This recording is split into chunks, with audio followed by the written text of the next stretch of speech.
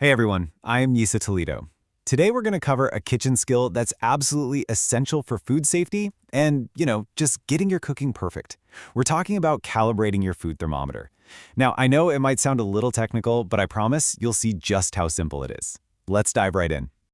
So let's just start with a really direct question. Can you actually trust your food thermometer? Is it telling you the truth? Because if it's off by even a couple of degrees, that number you're looking at is just wrong. And that tiny little error, well, that can be the difference between a delicious, perfectly cooked meal and a pretty serious food safety issue. And really, this gets to the heart of why we even need to talk about this. See, an inaccurate thermometer isn't just about overcooking an iced steak. It's a real food safety problem. If you're relying on a bad reading, you could be serving undercooked food, and that puts people at risk for foodborne illness. The key word on this slide is regularly. Seriously, this isn't a one-and-done thing. You should think of it more like, routine maintenance for your kitchen tools. It's especially important to do if you've dropped it or if it's been through a big temperature swing. It's just a simple habit that guarantees you can trust the reading every single time. Okay, so we've talked about the problem. But the great news is there's a super simple, industry-standard solution that literally anyone can do at home. It's called the ice point method. So why does the ice point method work so well? Well, it uses a scientific constant, something that never ever changes, the freezing point of water. Since we know that water always freezes at one specific temperature, it gives us this perfect, totally reliable baseline to test our thermometer against.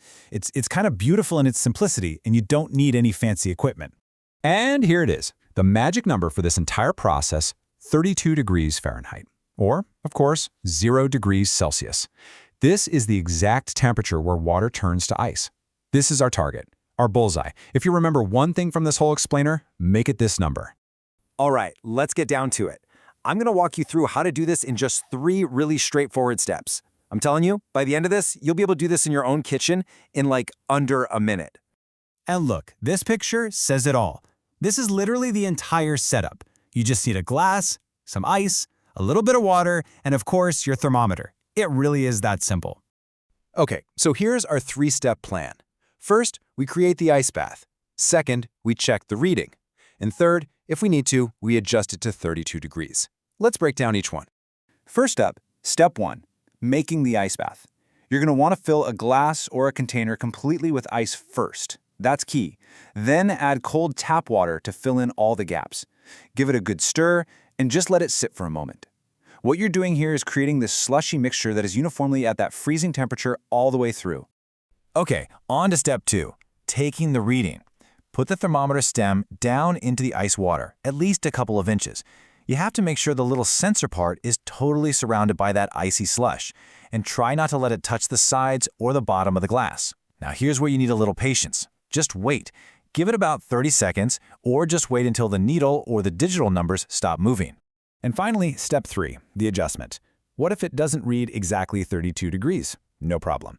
For one of those dial thermometers, you keep it in the ice water and use a little wrench or even pliers on that nut right behind the dial. Then you just gently turn the whole head until the needle points perfectly at 32. Now, for a lot of digital thermometers, it's even easier. You just look for a cow or a reset button and press it while the probe is in the ice water. It's always smart to check your model's instructions, but the goal is always the same, setting it right back to 32. So, what's the big takeaway from all this? Well, this is so much more than just a cool kitchen trick. It's a 30-second habit that gives you total confidence and peace of mind every single time you cook. And that's really the bottom line, isn't it? This super quick check means you can actually trust your tools. It takes all the guesswork out of cooking and empowers you to know for sure that your food is cooked safely and properly every single time.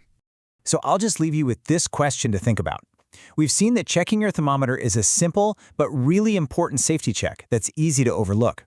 It just makes you wonder, what other simple safety habits might we be missing in our own kitchens? Thanks for tuning in.